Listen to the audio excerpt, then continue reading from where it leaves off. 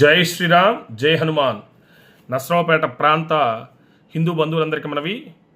రేపు మే 12వ తారీఖు మంగళవారం రోజున హనుమత్ జయంతి, అతి శక్తివంతమైన రోజు, ఆంజనేయ స్వామికి ప్రీతికరమైనటువంటి రోజు మంగళవారం కనుక ఆ రోజే హనుమత్ జయంతి రావడం విశేషం. ఆ రోజున మన హిందువులందరి యొక్క శక్తిని, సంఘటితాన్ని తెలియజేయడం కోసం నస్రావుపేటలో ఎస్ఎస్ఎన్ కాలేజీ వేదికగా, హిందూ చైతన్య భారతి వేదికగా ఈ హనుమాన్ శోభాయాత్ర బైక్ ర్యాలీ ఏర్పాటు చేయడం జరిగింది. కాబట్టి సమస్త హిందూ బంధువులందరూ కూడా తమ శక్తిని తెలియచేయడం కోసం ఈ బైక్ ర్యాలీలో పాల్గొనవలసిందిగా కోరుతున్నాం.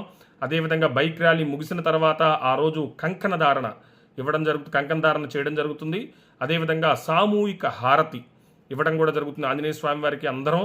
అదేవిధంగా పంచ హనుమత్ క్షేత్రాల నుంచి అక్షతలు తీసుకొచ్చి వృద్ధి చేసి అందరికీ పంచడం జరుగుతుంది. భద్రాచలం శ్రీరామచంద్రమూర్తి స్వామివారు, పొన్నూరు ఆంజనేయ స్వామివారు, సింగరకొండ ఆంజనేయ స్వామివారు, భొప్పూడు ఆంజనేయ స్వామివారు, అదేవిధంగా హైదరాబాద్లోని కర్మన్ ఘాట్ విశేషమైనటువంటి దేవాలయం. ఈ ప్రముఖ 5 క్షేత్రాల నుంచి కూడా అక్షతలు తీసుకొచ్చి వృద్ధి చేసి భక్తులందరికీ కూడా పంచడం జరుగుతుంది. ఒక్కసారి ఆలోచించండి, మంగళవారం హనుమత్ జయంతి, అతి ప్రీతికరమైనటువంటి రోజు. ఆ రోజున కనుక ఈ శోభాయాత్రలో పాల్గొని, సామూహిక హారతిలో పాల్గొని అక్షతలు ఎవరైతే తీసుకొని శిరస్సును చల్లుకుంటారో సమస్త దోషాలు మొత్తం కూడా తొలగిపోతాయి. ఎందుకంటే దుష్టగ్రహాలను తొలగించేటువంటి మూర్తి ఒక్క ఆంజనేయ స్వామి మాత్రమే.